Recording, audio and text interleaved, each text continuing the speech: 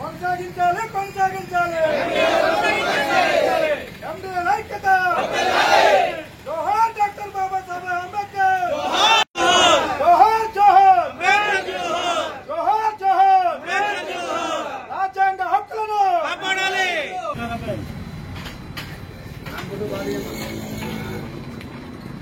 కొనసాగించాలి కొనసాగించాలి కొనసాగించాలి కొనసాగించాలి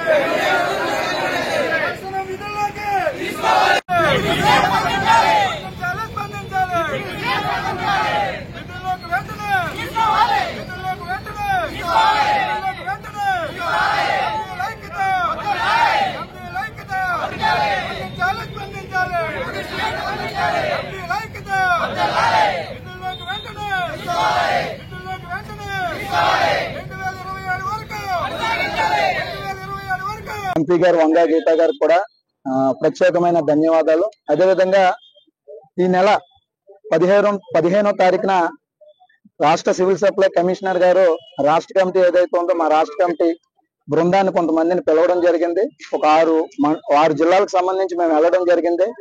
6 జిల్లాలు కాకినాడ జిల్లా, తిరుపతి జిల్లా, నంద్యాల జిల్లా, విశాఖ జిల్లా, పల్నాడు జిల్లా, గుంటూరు జిల్లా, ఈ 6 జిల్లాల వారు కూడా కమిషనర్ గారు ఈ నెల 15వ తారీఖున పిలిస్తే మేము వెళ్ళడం జరిగింది. మమ్మల్ని అయితే కమిషనర్ గారు మీతో మాట్లాడడానికి రమ్మన్నారని చెప్పి వెళ్తే సడన్ గా మంత్రి గారు కూడా వచ్చారు. మంత్రి గారితో సమావేశం మీతో ఏర్పాటు చేస్తున్నాం అని చెప్పి మంత్రి గారితో సమావేశం ఏర్పాటు చేశారు. నాదెండ్ల మనోహర్ గారితో. నాదెండ్ల మనోహర్ గారు సుమారు 11:30 నుంచి 12:30 వరకు ఒక గంట వ్యవధిలో మాతో మాట్లాడడం జరిగింది.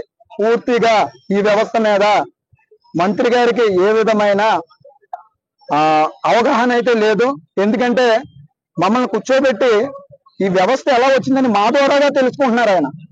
ఆయనకి ఈ వ్యవస్థ మీద అసలు ఏ విధంగా గత ప్రభుత్వం ఏ విధంగా తీసుకుంది అని చెప్పి ఉన్నటువంటి అధికారులను అడిగి చర్చించాలి తప్ప మమ్మల్ని కూర్చోబెట్టి మాతో స్పందిస్తున్నారు. మేము ఒక్కొక్కరుగా ఈ వ్యవస్థలోకి మేము 10% సబ్సిడీ కట్టి బడుగు బలహీన వర్గాల నుంచి ఎస్సీ ఎస్టీ మైనార్టీ నుంచి మేము వచ్చాము అని చెప్పి మేము చెప్పాము. ఇందులో రాష్ట్ర వ్యాప్తంగా మహిళలు కూడా ఉన్నారు సార్. రాష్ట్ర వ్యాప్తంగా ఈ ఎండీ వ్యవస్థ వచ్చిన తర్వాత సుమారు 78 మంది కుటుంబాలు చనిపోయారు. వారికి నష్టపరిహారం కూడా ఏమీ ఇవ్వకుండా మా వ్యవస్థలోనే అంతంత మాత్రంగా 150 వసూలు చేసి ఒక 10,000 20,000 ఇచ్చుకోగలం తప్ప రాష్ట్ర ప్రభుత్వాలు కూడా ఇక్కడ సహాయం చేయలేదని కూడా మేము చెప్పాము. అయితే 10% సబ్సిడీ కట్టి మేము వచ్చాము. ఈ వెహికల్ మాకు కార్పొరేషన్స్ ద్వారాగా 6 సంవత్సరాల అగ్రిమెంట్ కి సివిల్ సప్లైకి కట్టడం జరిగింది. తద్వారా మేము అందరం కూడా కొనసాగుతున్నాం. మాకు ఇంకా 18 నెలలు వ్యవధి ఉంది. మీరు 15 రోజులకే ఈ వెహికల్స్ ని ఎలా డిజైన్ చేశారని చెప్పి అడగడం జరిగింది. 15 రోజుల తర్వాత గతంలో మాకు కొన్ని ప్రొడక్ట్స్ ఇచ్చి 15 రోజుల తర్వాత అదనంగా ఉపాధి కల్పిస్తామని కూడా చెప్పారు. కానీ పైలట్ ప్రాజెక్ట్ కింద చేశారు. కానీ అది ఫెయిల్యూర్ అయినప్పటికీ వ్యవస్థని గత ప్రభుత్వం అయితే చాలా చక్కగా అయితే నడిపించింది. ఈ ప్రభుత్వం కూడా నడిపిస్తారని ఎన్నో ఆశలతో ఉన్నాం. మంత్రి గారు ఛార్జ్ తీసుకున్నప్పటి నుంచి కూడా ఆయన మాతో స్వయంగా చెప్పారు. నేను మంత్రిగా ఛార్జ్ తీసుకున్నప్పుడు 3-4 నెలల నుంచి నా చర్చ అంతా కూడా మీ వ్యవస్థ మీదే. మీ వ్యవస్థను ఏ విధంగా అధ్యయనం చేయాలో నాకు అంత చెక్కలేదని చెప్పారు. మా ద్వారా తెలుసుకుని నమ్మించి తడిగొట్టతో మా గొంతు కోసారు. ఈ రోజున మేము చెప్పినటువన్నీ కూడా తీసుకుని ఈ రోజున ఈ వ్యవస్థను తొలగించడానికి ఈ విధంగా సోర్స్ ఉన్నాయి. మరి వాళ్ళు ఏ విధంగా ఆలోచించారో తెలియదు. రాష్ట్ర వ్యాప్తంగా ఏ కాంట్రాక్ట్ కార్మిక సెక్టర్ లో పనిచేసిన సంవత్సర కాలానికి కూడా సాలరీ అన్నది పెంచుతారు. కానీ గత 4.5 సంవత్సరాల నుంచి ఏదైతే 18,000 ఉందో 18 వాళ్ళకే మా జీవనోపాధి సాగిస్తున్నాం. కానీ మాకున్నటువంటి వెహికల్లో అమాలీలకి బస్తాకి 8 రూపాయలు ఇచ్చి లోడ్ చేసుకుంటున్నాం. మాకున్నటువంటి హెల్పర్కి 8,000 రూపాయలు ఇస్తున్నాం. వెహికల్ పెట్రోల్కి 3,000 ఇస్తూ నెలకి 5-6 వేల రూపాయలతో మా జీవనోపాధి కొనసాగిస్తున్నాం. కానీ తక్షణం ప్రభుత్వం వెంటనే ఇవన్నీ కూడా వెనక్కి తీసుకుని మమ్మల్ని తీసుకోవాలి. అయితే ఇక్కడ రాష్ట్ర వ్యాప్తంగా 90% సబ్సిడీ మాది. అయితే 90% సబ్సిడీకి మాకు 21,000 రూపాయలు సాలరీ అయితే 18,000 మాకు ఇస్తూ 3,000 రూపాయలు అదనంగా కార్పొరేషన్ లో అడ్డు పెట్టుకుని రాష్ట్ర ప్రభుత్వం నుంచి 5,000 రూపాయలు తీసుకుని 8,000 రూపాయలు మాకు ఈఎంఐ కడుతుంది. అయితే ఇంకా మాకు 18 నెలలు గడువు ఉంది. మా గడువు వరకు మమ్మల్ని కొనసాగించండి. తదుపరి మా సేవలు గుర్తించి అవుట్ సోర్సింగ్ లో మమ్మల్ని కొనసాగించండి. అంతే విధంగా మేమందరం కూడా ఒకటే విజ్ఞప్తి చేసుకుంటున్నాం. రాష్ట్ర డిప్యూటీ సీఎం గారికి, మంత్రి గారికి పునరాలోచన చేయండి. కొన్ని వేల కుటుంబాలు, 18,000-5,000 కుటుంబాలు ఆధారపడి ఉన్నాయి.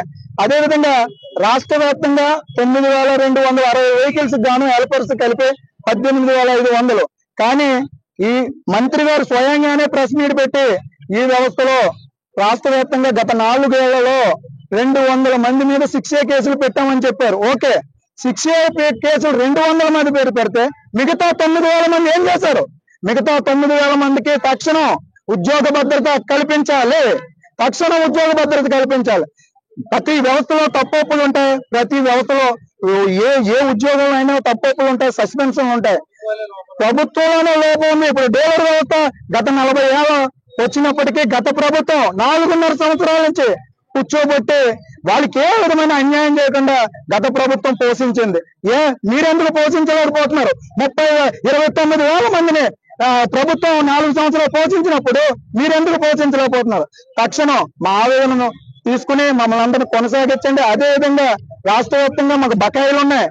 అంగన్వాడీలకు కానీ, స్కూళ్ళకి కానీ, స్కూళ్ళకి కానీ, మిడ్ డే మీల్స్ కానీ మేమే రేషన్ వ్యానుల ద్వారాగా డోర్ డెలివరీ చేస్తున్నాం. ప్రజల్లో కూడా గత వరదల్లో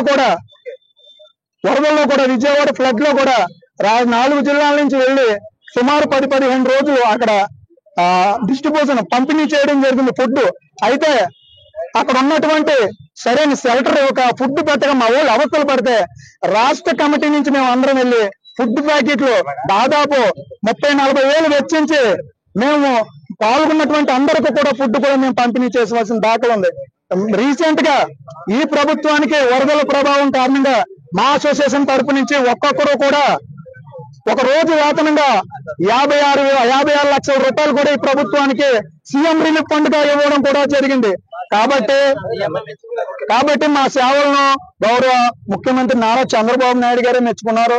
మరొకసారి పునరాలోచన చేసి డిప్యూటీ సీఎం గారు మరియు మంత్రివర్యులు కూడా మా సేవలను గుర్తించి పునరాలోచన చేసి తీసుకోవాలి.